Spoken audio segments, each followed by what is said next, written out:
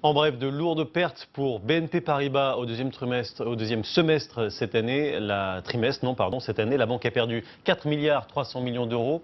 C'est la conséquence du chèque qu'il a fallu payer à la justice américaine. Une amende de 6,6 milliards avait été infligée pour des opérations frauduleuses. Les États-Unis, qui par ailleurs connaissent un rebond économique spectaculaire, avec une croissance de 4% entre avril et juin. De nombreuses villes sinistrées sont en train de renaître. C'est le cas notamment de Détroit. Le bastion de l'automobile s'est converti aux nouvelles technologies et ça marche, comme nous le montrent Michel Floquet et Bertrand Guez.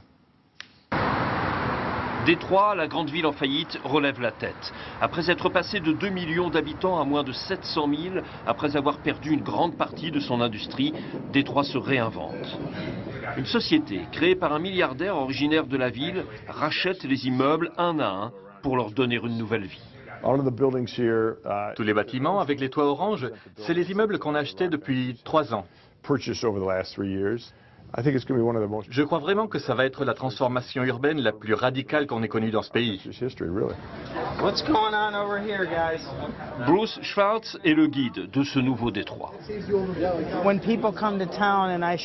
Quand j'amène des gens du showbiz, des investisseurs, des gens du monde des affaires ou des professeurs de Harvard, c'est un des endroits que je leur montre.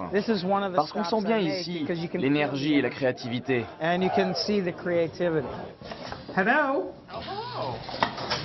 Nous voici dans les sous-sols du Dime Bank Building, un des gratte-ciel mythiques de Détroit, construit en 1912 et en cours de réhabilitation depuis un an.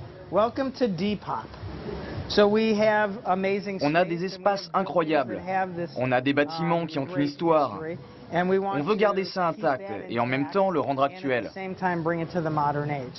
Cette salle des coffres, on aurait pu ne rien en faire, mais on l'a transformée en salle de conférence. On voit des gens de tous horizons. On a même eu JR, un artiste français très connu. Gravés désormais dans les sous-sols de la banque, ces soldats américains de retour de la Première Guerre mondiale qui défilent dans les rues de Détroit. Détroit voit affluer depuis peu des start-up, des sociétés high-tech. Ce qui les attire, c'est locaux disponibles et bon marché et des ingénieurs motivés. Les gens qui travaillent ici veulent faire partie de l'histoire. C'est-à-dire pas seulement travailler pour une société connue, mais écrire le nouveau chapitre de Détroit. Détroit n'est pas encore tiré d'affaire, certes, mais pour la première fois depuis des années, la ville semble avoir enrayé son déclin. Et après l'Amérique, direction l'Angleterre.